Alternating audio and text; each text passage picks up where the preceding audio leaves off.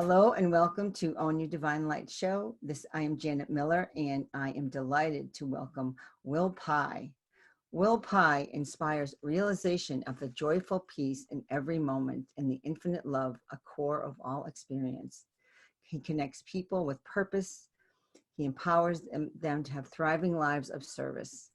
Communicating globally as a social entrepreneur, teacher, coach, speaker, and author, his work is summed up by integrating psychological wholeness and spiritual awakening, science and spirituality, and even intuition and personal growth and well-being with his collective evolution and social justice.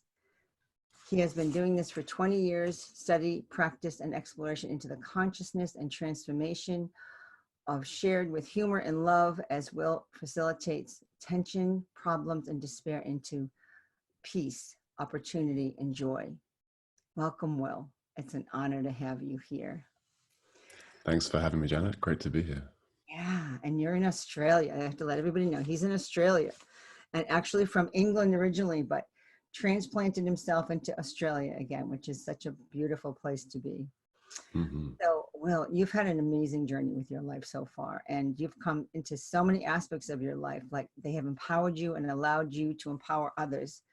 How do you see the collective consciousness now at this point in 2019?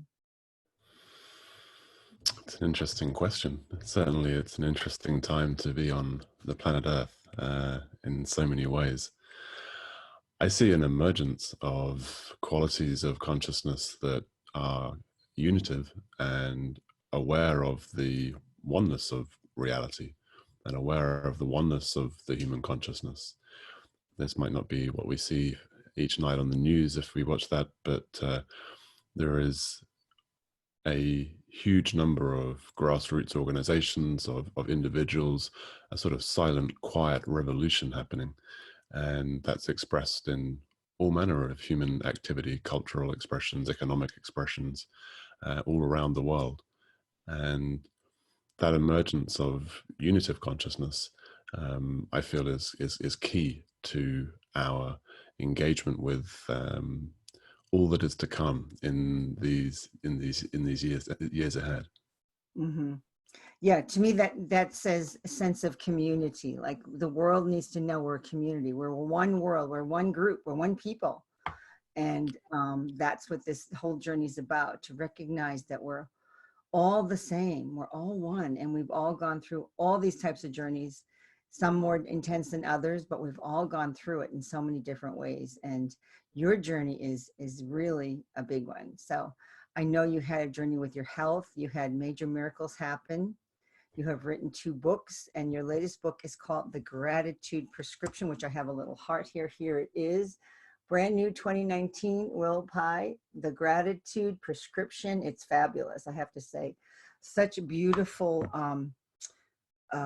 ways of, to connect with yourself, and all the different styles that you brought out to dig deep and to go in and to see yourself, like through meditation, through different, what's the word I'm trying to look for? The different examples of how to go in. Just, you have different, what is it? Not lessons, but kind of like a lesson. Tools or techniques or practices. My words have escaped for some reason, but anyway, yeah, that's it. That's what I'm saying. And they're beautiful. And I know when you, this has affected you when you're recovering from your diagnosis. How do you see it working in people's lives when you created gratitude in your life? You've made this book through learning through the gratitude that you created in your life and learned about. And how can you tell people about that a little more?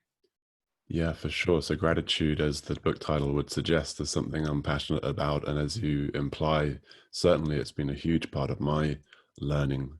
And I would put gratitude along with drinking lots of good, clean water and meditation, right up there as the most necessary, essential, functional, profoundly beneficial daily practices, daily activities that we'd want to engage in. And what I love about gratitude is also that it can be engaged with at any level. And what I mean by that is we can come to it just as a very simple, positive psychological technique to draw our attention to the good that the science shows and our experience often would let us know is necessary, because we tend to have a negativity bias. The human mind can often be inclined to think more about the lack or the pain or the trauma. And so the correcting of that, or the balancing of that, with attention to that which is good, that which is abundant in our lives, is one might say a sort of necessary basic mental health activity to keep things balanced. And beyond that, it really is for me an expression ultimately of truth. Yeah, everything we're experiencing is a gift. This breath, this breathing happening now, this voice, this awareness, this being, and of course everything that we experience in this realm, in this world, is a gift. And to be in gratitude, to be in appreciation, is to be aligned with truth. And where I play with it is this sort of radical gratitude as well, to allow our hearts to open, to allow our mind to open to all of life, to the pain and the challenges and the difficulties as well, because in the opening to them, there's a greater fluidity, a greater ease with which we move through those experiences. And my journey and my belief and what I teach is that everything really is an opportunity for growth. Everything is an opportunity for our awakening and our healing. And I believe that's true individually and collectively, as we were touching on briefly earlier. Yeah, yeah, definitely. And I understand how gratitude has it shifts my life. I mean, just when I have finally realized that gratitude is an important ingredient of life, and it takes us a while to get there, don't you Mm, think? for sure. Yeah, and when I finally saw that, I started implementing it, going, wow, I am really grateful for what I have. And changes your whole look, you shift. You almost feel like an instant shift inside your heart. It's Yeah. amazing. It's bringing tears to my eyes as I say it, because yeah, when you really feel it, it goes so deep. Mm. Yeah, it's like a pivot. It's a sort of fundamental 180-degree turn. One of the writers I enjoyed, and a quote of his I read many years ago, a guy called William Blake, said that gratitude is heaven itself. Mm, And I remember when I first encountered that quote, I was pretty young, and I thought, what's he talking about? You know, surely that's overstating it somewhat.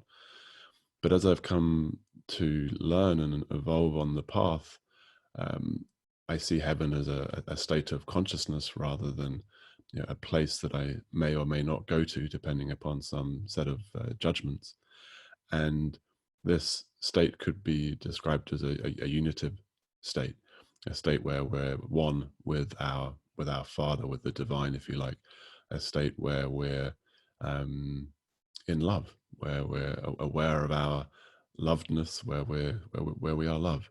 mhm, And so if we see heaven as being a state of oneness, a state of unification, then yes, I see what William was pointing to, I think, to say that gratitude is actually a cause and consequence of our unitive state, of our recognizing our oneness, our wholeness. Mm. mm. Yeah, it's such that was a beautiful line. I wasn't familiar with that, and it rings so true now, because heaven, as you say, I think it's true. It's our consciousness. It's where we live. When we finally get to that true fullness in our heart, that total connection to our true heart, our true self, our self-love, which we talk about and you talk about in your book a lot, and that's part of my show. It's all about self-love. I feel like it's a foundation for everyone to heal and to change their life, because without that foundation, how do you go forward? You don't have anything as structured. You need a foundation to help you build from that and to give out to the rest of the world. For And that's sure. what you did on your journey. So your first book, which is called Blessed with a Brain Tumor, which he wrote, I don't know what year it was. I can't remember. I didn't check it actually. 2014, about 5 years ago. 2014. And that was a huge journey of healing for you. And, you know, I understand now that we are creators, and I'm sure you know you're a creator, and you created major miracles that you intuitively knew the path to take when you were given that diagnosis. You didn't just jump into, let's do the things, let's do what this person says for me to do. Can you tell us, how did you decide to do that, and the outcome and the insights you have because of how that decision came about? So I think I've always been inclined to go my own route and follow my own path, much to my parents' challenge probably in my teenage years. And also, you know, initially uh, for me, when any crisis comes along or any health challenge, you want to have a team of advisors essentially. And an allopathic conventional doctor would be one person in that team, and others would be, you know, friends, family, maybe a naturopath, maybe an energy healer, maybe a, you know, who knows, it'll be different for each of us. And the most important voice to listen to is our own voice, our intuitive sense. And this is in fact not just a nice idea, but it's what a lot of the evidence supports. People that create outlier results, you know, extraordinary outcomes, tend to do a lot of things differently from most. But one thing they all do, this is what Dr. Kelly Turner found in her book Radical Remissions, Mhm. is that they follow their intuition, particularly when it comes to treatment options. They don't go with the statistics or with what so-and-so said or what so-and-so said, either, you know, either alternative or conventional, but rather they feel what is best for them. And, you know, for me, that initially looked like just focusing on psycho-spiritual and physical inquiry. So, you know, I went raw vegan for a while. I did hours and hours of medical jiggle each day for a period of a few months, and did a lot of other energy healing processes and shamanic work, and created a lot of profound and beautiful healing. Um, and then my intuition said that it was time to have surgery after about two years of going through that process. So I took advantage of that extraordinary aspect of Western medicine, where we're able to you know, go into someone's brain and remove something and close it up again. And here I am, yeah, still perfectly Oh, conscious and capable. Yeah. So that's that's definitely something that I learned, that the importance of following our own voice and our own intuition.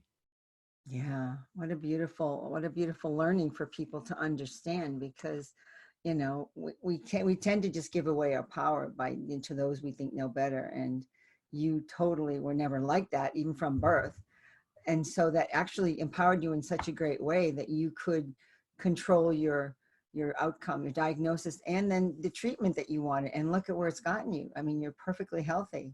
And what a beautiful, you know, what a teaching that is in itself, just to see you here and so fully in yourself and present, and writing books and teaching people how to move forward in their life.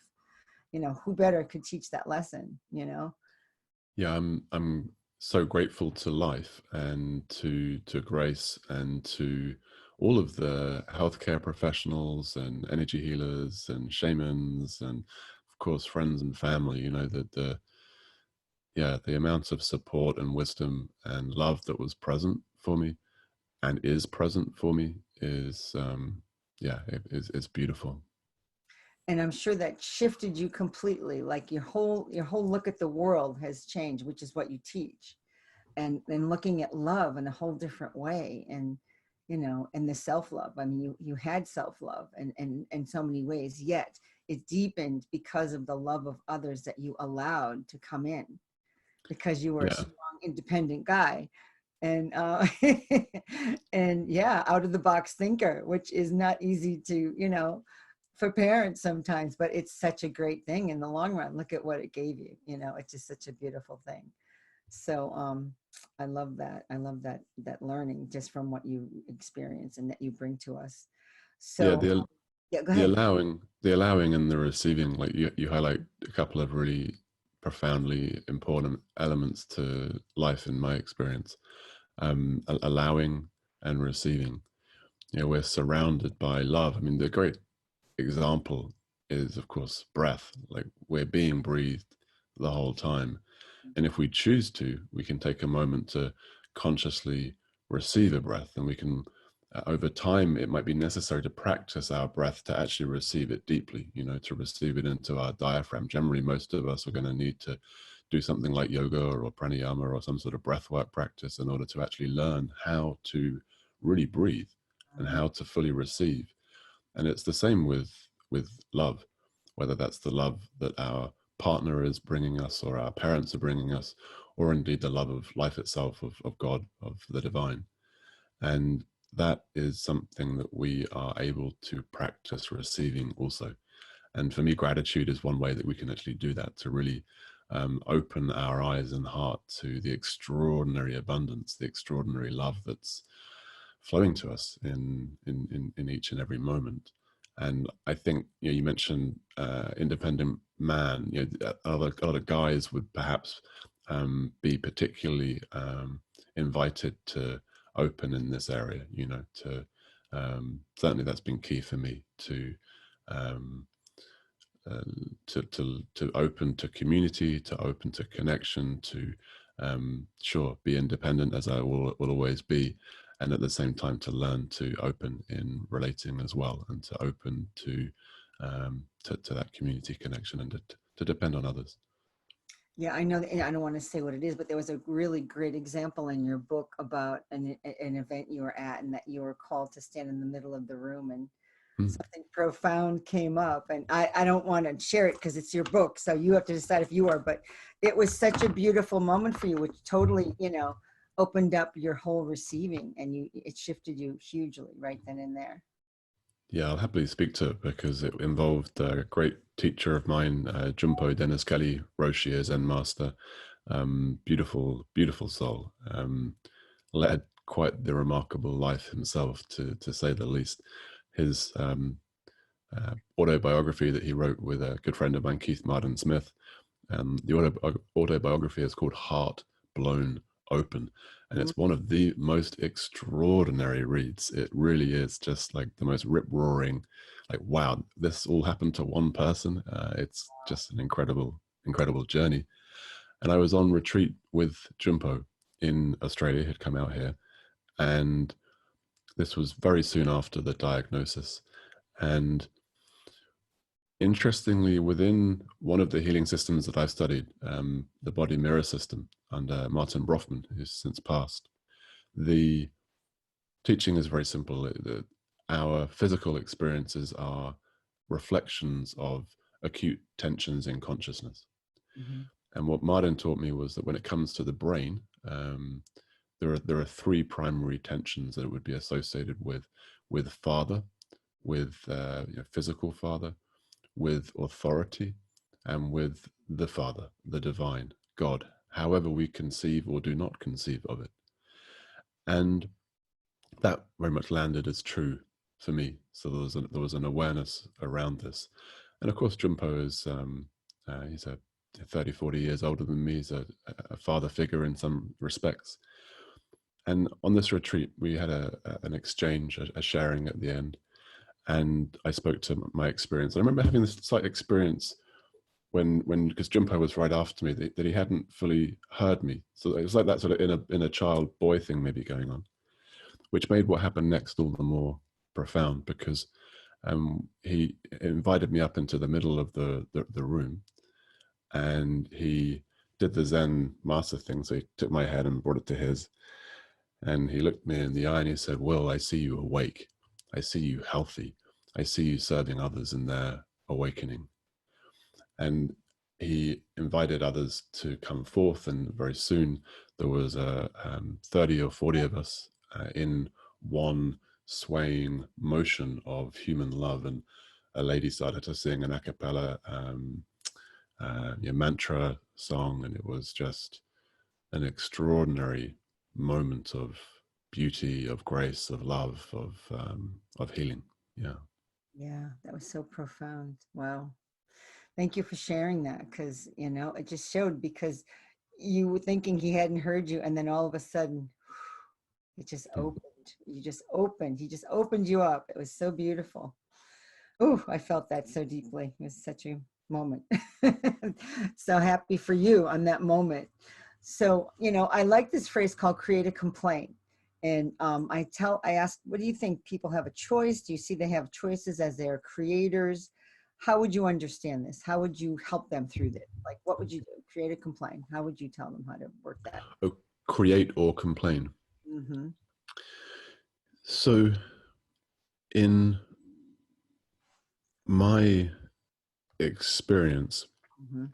we have choice in how we respond to circumstance, to phenomena. That choice may not be immediately evident or apparent, but we do have choice.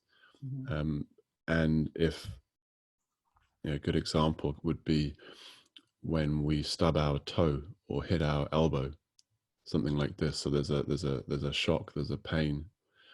With practice, if our meditation practice is strong, we notice we have a moment of choice there.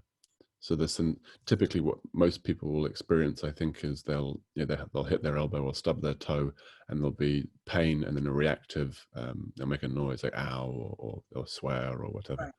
Right. And with solid meditation practice that slows down the thought stream, that creates greater awareness, it's possible to just have that sensation arise and okay, just be with the sensation. And then, of course, sensation subsides. And it's the same thing with acute pain. Many people are living with acute physical pain, chronic often, that's ongoing. And the same thing is true, that we have the capacity to choose how to respond to that, to yield to that. The pain may be ongoing. I was chatting with a friend the other day, and she's been in pain for 15 years, but she says that how she is with the pain is so different, such that the pain is different, that it's not as it was. Um, so I would say that we have this creative capacity to respond, the response ability. Our response ability is something that we can cultivate um, through our meditation practice, through our prayer practice, through our dance practice, our yoga, qigong, whatever it is for us, that helps us be present and aware when life happens, when challenge happens, when difficulty presents, which it certainly will.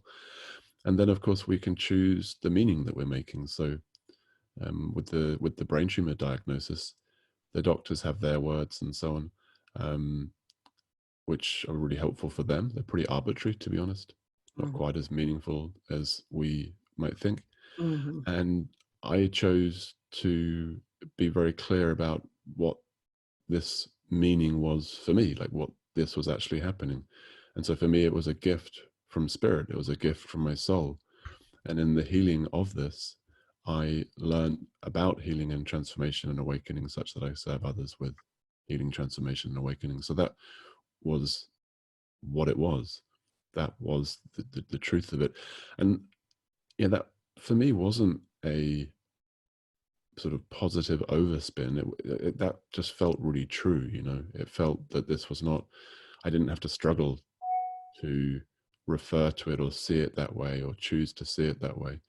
Um, but it was a choice nonetheless, to very consciously determine that this is what it is. This is the meaning of this. It's Mm-hmm. an opportunity. It's an opportunity for growth, an opportunity for health, an opportunity for love. Um, and so it is, and so it has been. Wow.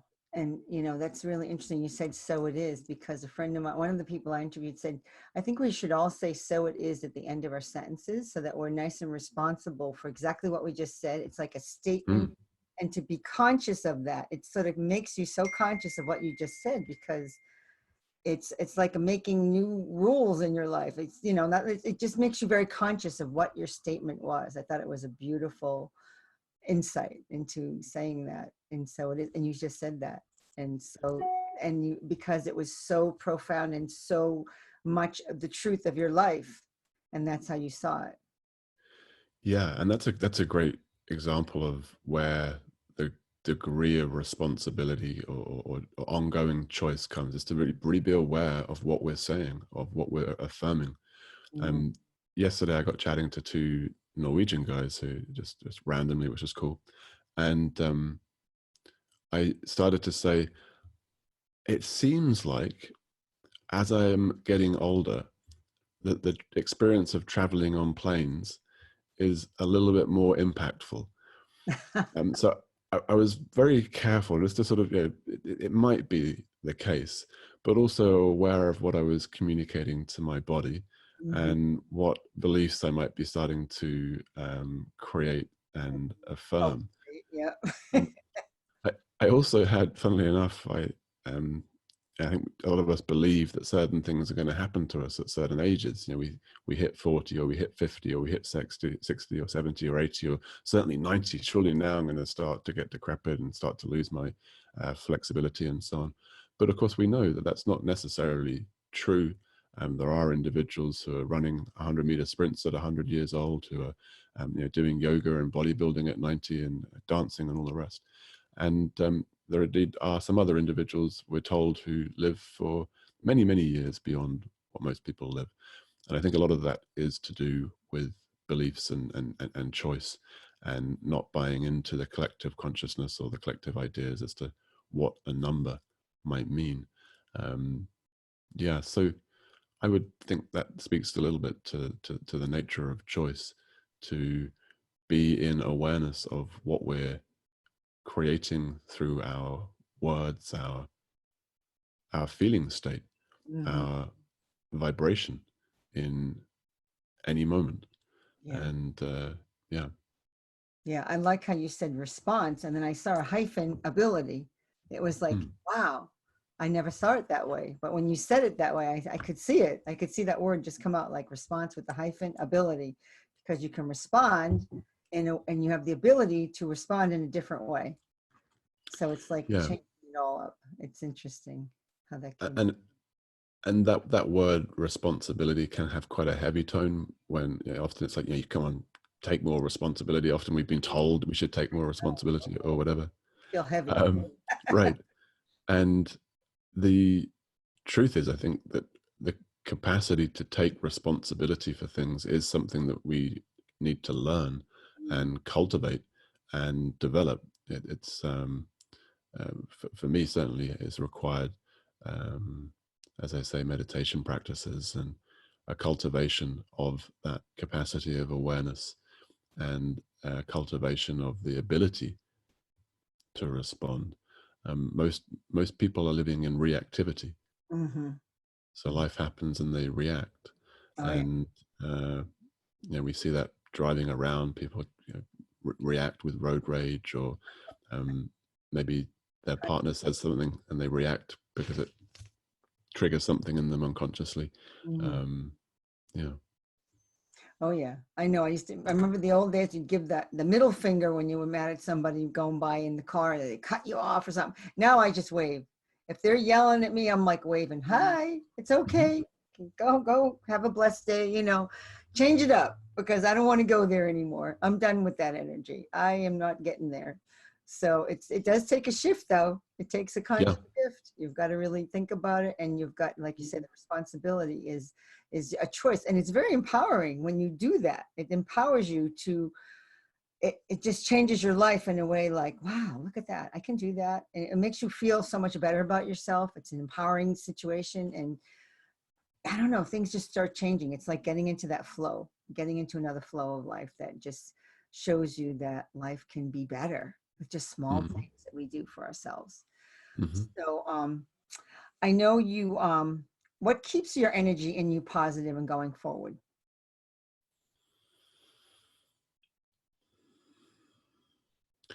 I think I'm inclined towards optimism by Mhm. nature, and I have practiced optimism by nurturing, by my own practice, by gratitude principally.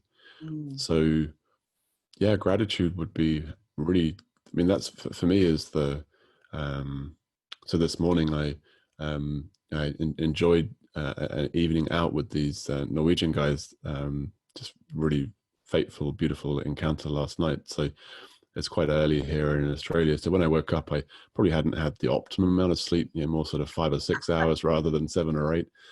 And so one of the first things I did, which is common on most days, is just stood up and opened my arms and took a deep breath and felt appreciation for this being alive, Mhm. for this another day to experience life on planet Earth.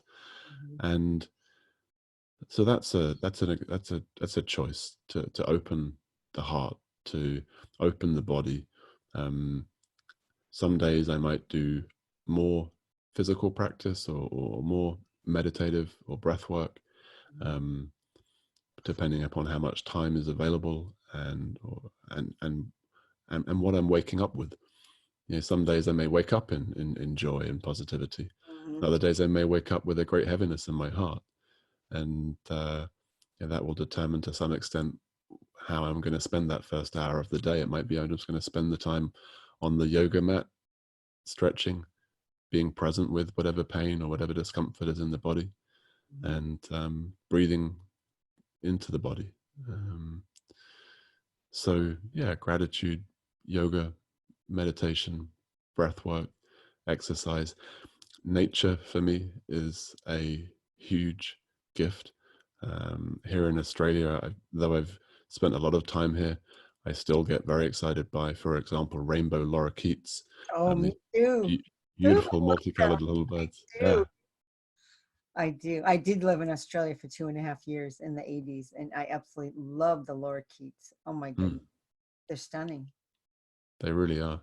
And kangaroos as well. I just can't get over them. Like they don't wear off. They're That's just such true. beautiful animals. It's true. Um, yeah. Yeah, I was in Australia in 2017, and I was up in Queensland, and there was a whole oh my goodness, I never saw so many wallabies, but they were good size, and they were all over the greens up in this area. It was way up north. It was far, far up.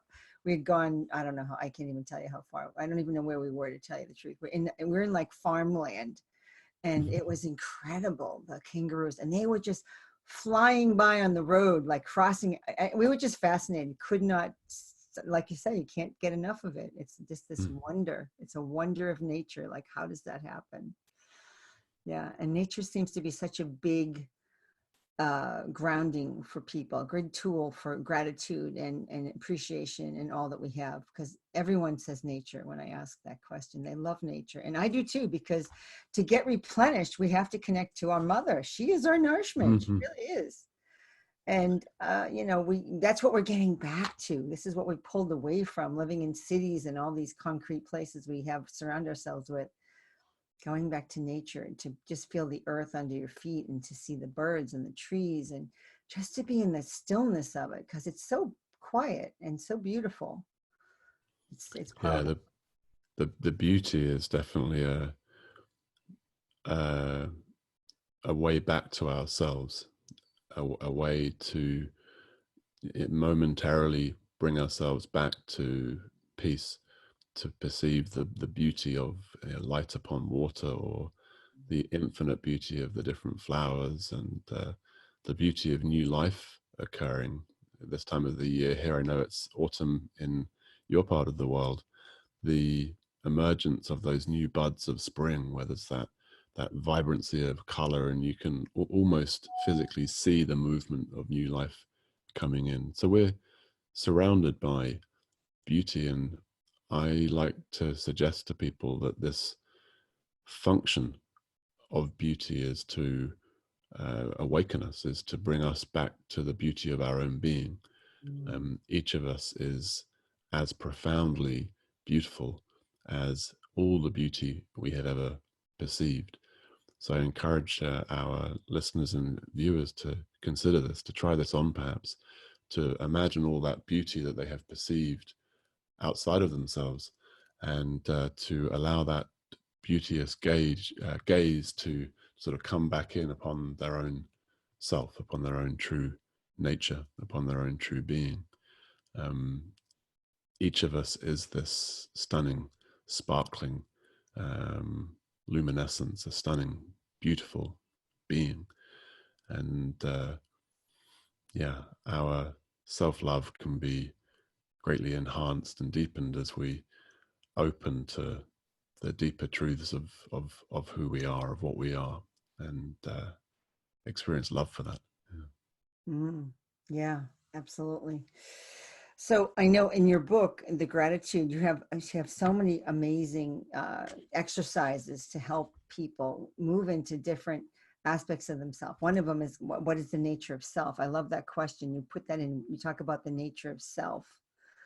And you've kind of just talked about it again, how you can come full circle with using beauty and to see that as a reflection of you in a way. Any other words you could give us on what you think the nature of self is? Not to give away your book totally, but little info. So the nature of self, there's a huge topic. Let Is me it try and give it. just a little tidbit? I'll give you the short version. So the the personal I, or the personal identity, or the ego, the idea of me, is seemingly very real, and yet in presence there's actually nothing here. There's no self. If we look, there's no me, there's no ego to be found. And what is found is a vastness, an openness, an awareness. And that's what we really are, Mm, each of us, this awareness. And the self identity is, in Buddhism, we would use the word shunyata, emptiness, pointing to the emptiness of the self idea. And radical gratitude sort of points us back to this realization or this experience, which is to, when something really challenging or painful, or someone drives very, very badly, to say thank you. The reaction is the ego activity. It would be, or poor me, or this should not happen, or whatever. And to be in thank you, to be, yeah, great, to open to say thank you, for me is a sort of quite beautiful, playful way that we can die to self, as it were. One of my favorite prayers is the prayer of Saint Francis. mm, Lord, make me an instrument of thy peace. And the last line of that, it says, in dying, we are reborn to eternal life. But the version that I'm familiar with, or I've taken on, says that in dying to self, we are reborn to eternal life. mm. So death, of course, happens in the physical body at some point for most things and most people, if not all. The good idea, I would suggest, is to make sure you don't wait until you're physically dying to die. To die a spiritual death, to have a rebirth, to have an awakening experience. Hopefully every day, but certainly at some point, to die before you die. Mm. And, yeah, I think that speaks to the nature of self. And of course, the way we go about that, it could be meditation, it could be in one dramatic moment of surrender, it could be in prayer. For me, Zazen was a very effective practice, Zen concentration meditation. Mm. And each of us needs to find the practices, the techniques that gel with our nervous system, with our preferences and tendencies. And yeah, for me, Zazen concentration meditation was something I took to like a duck to water. Wow, I haven't heard it. I don't know that, but I hear what you're saying. I understand what you're saying when you talk about dying before you have your physical death. I mean, that's what I think all awakening is about, that we die because the person that we've been, it's not working and it has to go. It just has to go. And so we're pushed to this level of nothing's working anymore. What do I do? And that's when you surrender. You totally just surrender to say, okay, I'm done. I'm really done. And that's sort of the death of that old you who's ready to be reborn, which is that new life that we go into, and which is what this whole new energy is about, that we're working towards bringing in, so that we can all step into that heaven on earth kind of Mm. thinking, you know, and to live in that, which they say is here. I feel in many ways it's here. If you choose it, it's here already. And you, Absolutely. yeah, you can step into it like you have, and I'm working on that too, and feel like, you know, this these communities are showing people that there are ways to live that are different. And that's what this whole reason is, to bring this to people, is to show them there's so many new ways to live, and that if you, to die one way is not the end of the world. You can survive, and it's probably going to be so much better than you ever imagined. Just like for Yeah, you, yeah, with your rebirth after your brain tumor. I mean, seriously, your whole life changed, didn't it? for sure. And Yeah. I think collectively we can, look at this a similar way. It's very easy to look out at the world as it is, with the challenges that our Mother Earth is going through, with the environmental changes, with the ways that our governments are behaving, with the division, with the healthcare system. So many things that we can look at and see the problem. And also in all of these areas, there is profound awakening occurring. There is shifts to higher consciousness. Just as the healthcare system is, being discovered to be essentially a sick care system, there are new ways of creating health. There are new ways and new types of healing and so on occurring even within the sort of corrupted healthcare system. And yeah, there is more and more people awakening to the truth of what they are, as beings of love, as beings of light, as beings um, of the divine, infinite and eternal beings. Which we are. Indeed, And we're indeed. learning to accept that we are, you know, that Yes. famous says, we're the famous saying, we're much more powerful than we ever thought. And Hmm. lots of times we're very afraid of that power, to Mm. step into that power. And that is the part that we're working to help those of us who are working through the fears, have been through some of the fear, have shifted and moved on. We can help people see that it's okay to go forward and step out of it. It's all right. You'll survive it. You may not feel perfect, but you're going to survive it. Yeah, for sure. And I think we're all here to help each other along the way. To hold each other's hand, as it were, as we awaken. Um, mm. So what do you think is the one thing you offer that has made the biggest difference for people? I think people might say presence. Like, yeah, when I lead retreat and workshops and coach people, probably one of the most consistent bits of feedback I get is the presence that I bring. Um, and that's sort of transferable, as it were. I think there's a degree to which we can imbibe and absorb um, the presence of another in our space. So yeah, that's one thing people certainly say. I think also, yeah, for me, radical gratitude. There's a set of processes within that I take people through on workshops and so on, and creating some online courses that are, putting this into a format where people can access it, regardless of whether, I'm in their country or not. Um, so I'd say presence and radical gratitude. Yeah. Yeah, I can definitely feel your presence. You have such a groundedness. It's like, phoom, you're like, phew, like really like a magnet to the earth. I can just feel that just by talking to you, and it's in your voice too. And Beautiful. it's very grounding. And I think that it makes people feel safe, and Mm. you create the safety that people look for in, you know, unknowingly, because you've also created it in yourself. And that creates that groundedness that you're giving to people, and that presence that you give to people. I can just feel that from you. It's very palpable through the screen. It really is. And it's wonderful. It's a wonderful thing to even know that you have that, and that people are acknowledging that, because it's so powerful. It's powerful to show people that you can do this too. You can actually have it. But I'll show you, I've got it. I'm the example to show you that there's ways to attain this.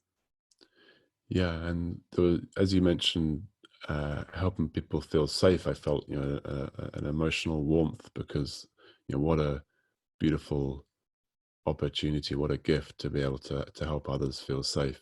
Mhm. And that is, yeah, as you say, like, I've done the work, as it were, such that this nervous system has come into balance and peace, and I've gone into the depths of darkness and come out the other side and felt fear, intense physical fear, um, and come out the other side. And yeah, I know, and this body knows, that there's really nothing to fear, Mm. that there is no thing to fear. Um, yeah, so I recall I mentioned Jumpo Dennis Kelly Roshi earlier. When I first met him, he walked into the room, and very soon after that, like in those first seconds, I experienced a shift of Mm. consciousness, and I decided then and there. I said, I want what he's got. Mhm. I want to be able to have that positive effect upon people as a consequence of simply being here. I want to have, and so that's when I began studying Zen Buddhism, and sitting zazen, and a lot of qigong, and so on. So nice to mention Jumpo again, because he's a sweet soul, and I feel it's appropriate to honor him and give my thanks to him and his Mondo Zen and Hollow Bones crew. Where is he? Where is he located? He's up in Wisconsin. Oh, Yeah. is he really? Oh my goodness. That's fantastic. I didn't know that.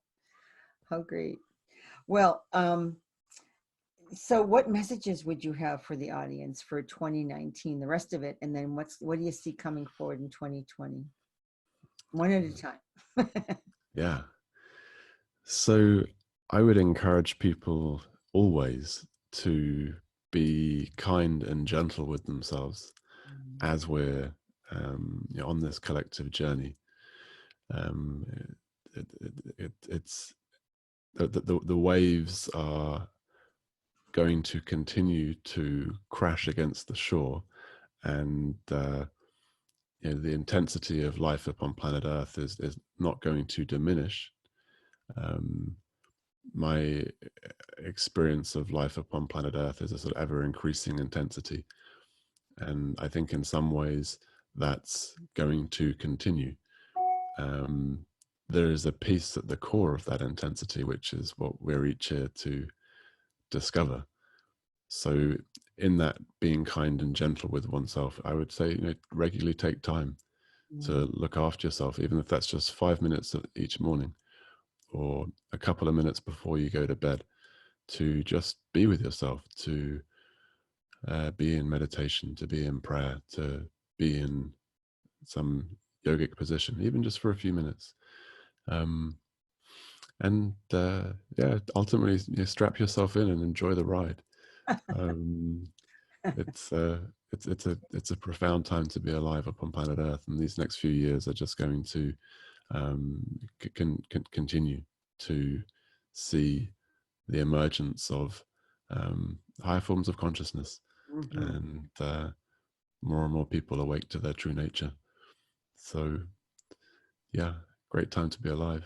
I agree. It is a wonderful, I mean, don't you feel like you've lived so many lives in this one life? It doesn't feel like just one life. Mm, And yeah. when you say that, it feels like we're going to be stepping into so much. I mean, when I was born, things were so different than they are now. It's like light years away from what I saw when I was growing up. And now it's just so profound. I mean, I used to watch the Jetsons with all the cool little gadgets that have in the cartoon. I don't know if you've ever heard of it, but it was a super, it was a modern family. Oops, sorry about that. And the family was the, you know, what do you call it? Galactic family. Yeah. And but we're there. We're almost there. We just don't have the flying cars, although they're starting. They're around. You just don't see them yet. They're practicing with them, I think. They just haven't come out. But maybe we're not ready for those yet. I don't know. We'll see. But it's so extraordinary the time we live in. And so thank you for that message. That's a great message. And I agree, the stillness is so important. I mean, even if people don't want to like sit in yoga, I'm thinking, well, maybe they just want to go in, just to go in and have a quiet moment to gather themselves back in, because we're so out there in the world, aren't we? We're so out there. We always look out rather than in. And so this is what the whole practice of the new world, the new heaven on earth, is to go in and to, like you're saying, do yoga, do meditation, do all that, and just like sit, like, how was my day? How did I do? What did I do? Like, sort of look at yourself and be grateful with your prescription. Be grateful for the things that went well, and then be gentle with yourself and say, well, okay, I can do better with the other things I wasn't so great at, because we're not going to be perfect, none of us. Absolutely not. We're all human, and we all stuff out. Very human. Yeah. Yeah, which is the best part of us in so many ways. I mean, the humanity is the beauty of it all. You know, we get to see all those shades of who we are, and to be able to just enjoy it without, you know, getting over, like, the love of self is so important, to get over beating yourself up if it isn't perfect or it doesn't done exactly like you thought. We got to let go. I have to do the same. I have learned to get better and better at it, but it's still, as you say, a process. And yeah, and you've you know, writing this book, and any particular message from your book that you feel especially moved to tell us, that you feel it needs to be told about this book, because it's such a beautiful book. Well, very simply, what the science tells us is that the practice of gratitude will improve your mental, physical, and social health. It's such a powerful way. There are studies that indicate it's got an anti-inflammatory effect to practice gratitude. There are studies that show that there are such neurological benefits, both in terms of using more of our neurology and expanding and growing parts of it that we would desire to evolve. So we know from neuroplasticity that we can, through consistent and sustained practice, change our physical brain. And so this is the great game that we get to play upon planet Earth as creators, and to change our physicality, which in turn changes our consciousness. You know, as we, through our consciousness, change our physical brain and our heart brain and our gut brain, as we change our nervous system, that in turn allows for consciousness to experience itself in different ways through that nervous system that we have changed using consciousness. So we can create a wonderful, you know, the opposite of a vicious circle or a vicious cycle, a virtuous cycle, or a cycle of awesomeness. We can be grateful for gratitude. We can be grateful for our perfect health. We can be grateful for our perfect intelligence and consciousness. Yeah, yeah, I think that's beautiful. Thank you for that. So I know you have a gift to give the audience. Would you like to tell us a little about it? Do you remember? Yeah, I think it's the download of my first book on. It is actually, yeah. Yeah. Yeah. Oh, that's So beautiful. love and So here yeah. it is. You're going to get a download of this book, which is a fabulous journey to be witness to. It is an amazing journey. And that link is on loveandtruthparty.org, which is a free resource to support people in their awakening. We're sending out love letters from the universe, and I put that book on there as a sort of pay what you feel. So here it's available. People can you know, receive it freely, and if they want to support Love and Truth Party or myself, I have a Patreon account. They can do that, and of course they can connect with me elsewhere as well. Thank you so much. I really, really appreciate that. It's a beautiful gift.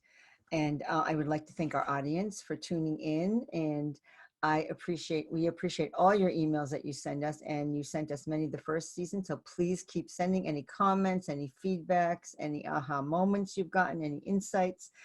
I know Will would love to hear it. I would love to hear it. So I would personally respond, and Will, I'm sure, will connect with you somehow if you respond to him for more interest in learnings about gratitude, which he is so well versed in.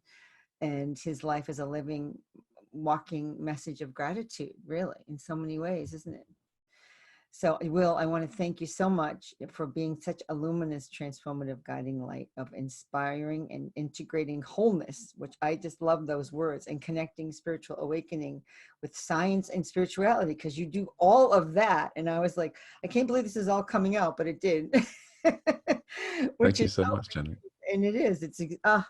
You have it all so well connected, and then it makes it so grounded. See, there's your groundedness, there's your presence right there. It's so grounded and so present right there. And it helps people unlock their passions, ignite their authenticities, and finally create the lives they love. So thank you so much, Will, for all you brought to us. And I am Janet Miller, and I'll see you on the next episode.